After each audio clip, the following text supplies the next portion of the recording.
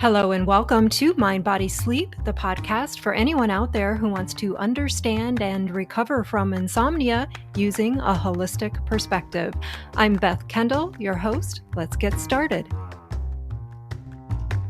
Hello and welcome. I am so excited because I've been wanting to do this podcast for a very long time, and the day has finally come where I'm sitting down to record my very first episode. So, being new to podcasting, I had no idea where to even begin because there are about a million things that I could talk about with regards to sleep and specifically insomnia.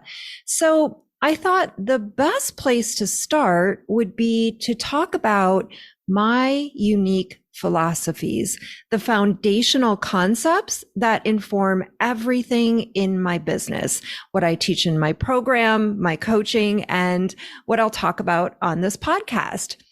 There are three big philosophies that fit into this category, but before we even go there, I want to talk a little bit about what it means to be a holistic sleep coach and what the name of this podcast, Mind, Body, Sleep, means to me. For most of my life, I always just liked the word holistic. It always really resonated with me.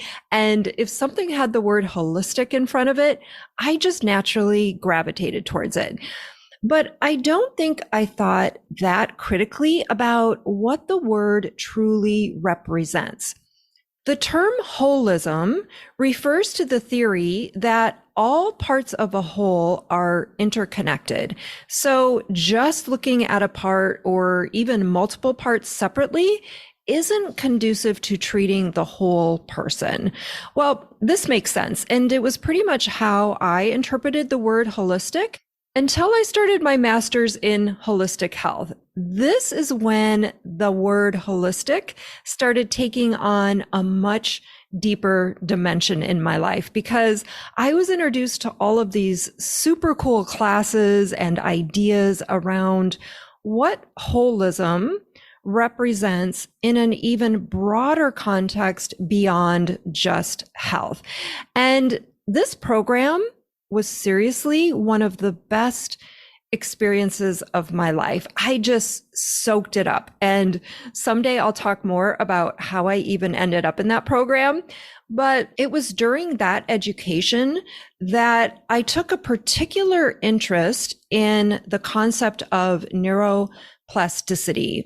I don't even know what it was, you guys. It just sparked something in me. And my thesis research ended up being around self-directed neuroplasticity, which was even more exciting because self-directed just means that you can use the mind to change the brain. And I just can't even tell you how much I loved this idea. I was like, wait, what? We can actually do this? That's amazing. So this led me down so many interesting rabbit holes of learning in the field of neuroscience, like psychoneuroimmunology, the nervous system and polyvagal theory, a greater understanding of the unconscious mind, the quantum field, and just all of the things. Now, I had no idea what I was going to do with this knowledge, and I had never heard of something called a sleep coach, even though I had struggled with insomnia for almost 40 years at this point. I just knew that I was incredibly passionate about what I was learning in a way that doesn't just fall from trees for me.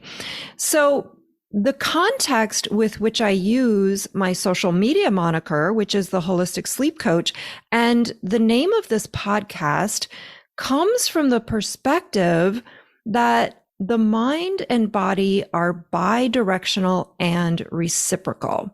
So when the brain changes, the mind changes. And when the mind changes, the brain changes. It's a constant unified system, like a two-way street. Now, down the road, I'll be going deep in this podcast about how to apply a mind-body lens to insomnia. But for now, I'd like to share the three main philosophies that inform my work. Now, these philosophies are pretty much the why behind everything that I do in my business, from my program to this podcast. Now, I suspect that the tools or techniques of my approach will continue to evolve and change over time. In fact, I hope they do, but my philosophies will likely remain pretty much the same. So let's dig in. My first philosophy is that insomnia is based in survival.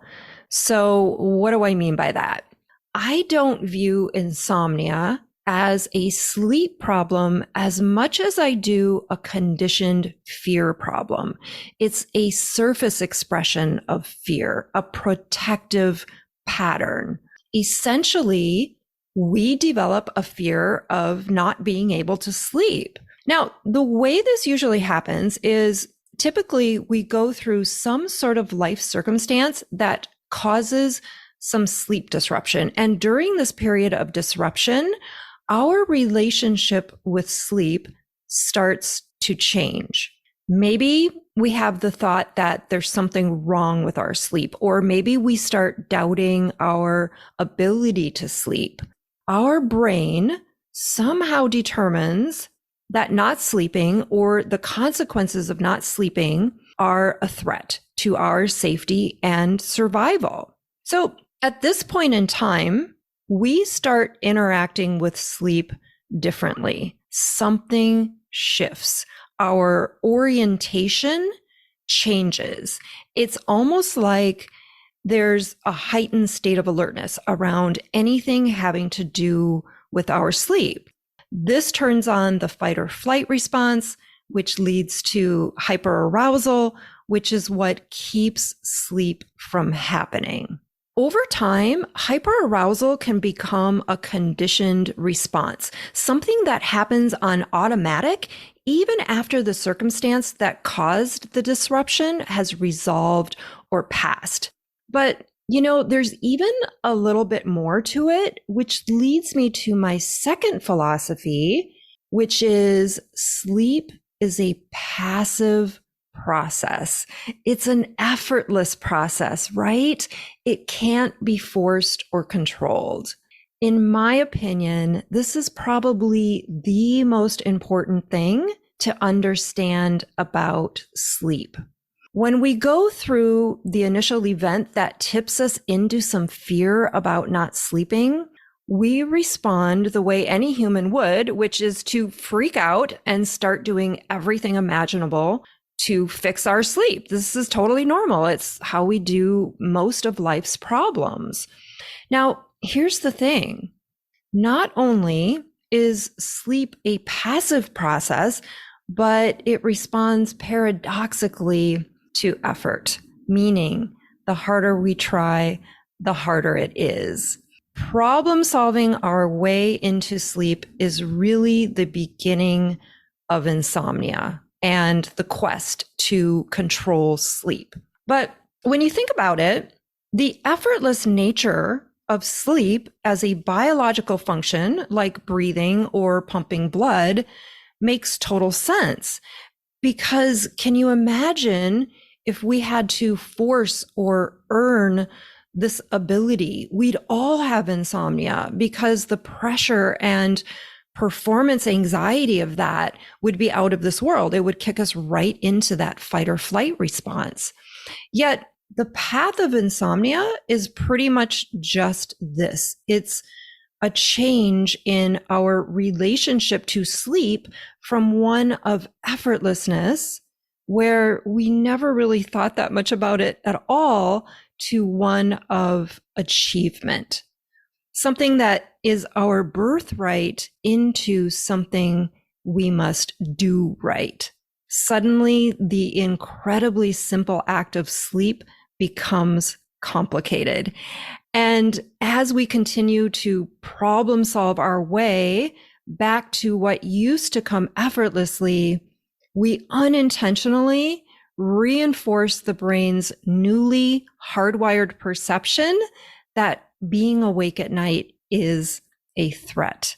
Which brings me right into my third philosophy, which is our brains are changeable. I mentioned earlier how integral the concept of neuroplasticity is to me and what I do because it's the basis of all learning. Our brains learn through association. So in the case of insomnia, the brain creates a link between not sleeping and danger. It begins to associate being awake at night as a threat in the same way it would if there was a gun pointed at you or you were about to get hit by a car. Now, being awake at night can be deeply uncomfortable, usually not our first choice, but it's still a safe thing to experience. All humans wake up multiple times a night. The act of being awake poses no immediate threat. You can think of it like a fear of heights or a fear of water. Being in a tall building or in a pool of water poses no immediate threat unless you have a fear of those things, in which case your brain is going to kick into fight or flight at the mere mention of the top floor or jumping in the ocean. With the fear of not sleeping, hyperarousal gets triggered just by going to bed. The brain starts sending out alarm bells. It's trying to alert us to the potential threat of not sleeping based on its perception of danger. Now, I know from personal experience that this is one of the most perplexing things you can ever go through because we know we're safe and we don't always feel outwardly anxious or fearful, but our brain is just doing something totally different. It's like it just won't let you fall asleep, which is why it's so common to feel like you have a broken brain when you're going through insomnia. It truly feels like your brain just won't sleep like other people. But here's what I really want you to know because it's so hopeful. Nothing changes with your ability to sleep. You haven't lost this capacity in any way. There's simply this habituated arousal response that keeps getting in the way of that happening. All right. Just to go a little deeper on this thread, our brains don't create these associations all on their own. They're always looking to us too. Remember how I talked about the mind and brain as a bidirectional highway? One is always informing the other. Well, this is where we have a lot of influence. And it's the reason I get these goosebumps every time I talk about neuroplasticity, especially the self-directed kind. The way we respond to fear ultimately shapes the future expression of that fear. So we are in no way powerless over insomnia because our brains are malleable and changing all of the time. Anytime we learn a fear, we can also unlearn it. I'll be talking so much more about all of this down the road, but these are the three overarching philosophies that inspire everything that I create. Now, a lot of times people will reach out and ask me about what approaches I use. Do I use CBTI, which is cognitive behavioral therapy for insomnia? Do I use ACTI, which is acceptance and commitment therapy for insomnia? Do I take a behavioral approach? Do I do this method or that method? And really, I use all of them to some degree. And I think that it's really quite individual. I consider where someone is on their journey and how their nervous systems tend to operate.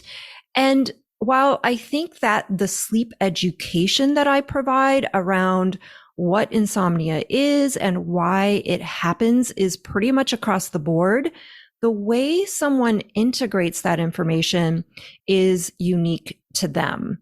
But I do bring in concepts around mindfulness and acceptance and understanding the unconscious mind, as well as honoring your own nervous system through self-compassion.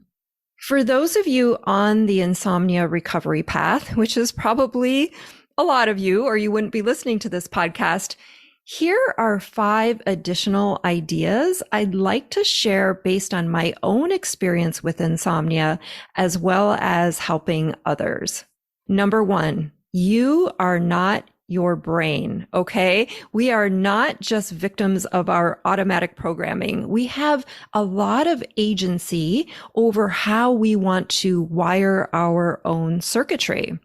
Number 2, when it comes to sleep and insomnia, acceptance will be your friend, because when we're in a state of resistance or we're doing everything possible to force or make ourselves sleep, we're unconsciously activating the hyperarousal that keeps insomnia alive.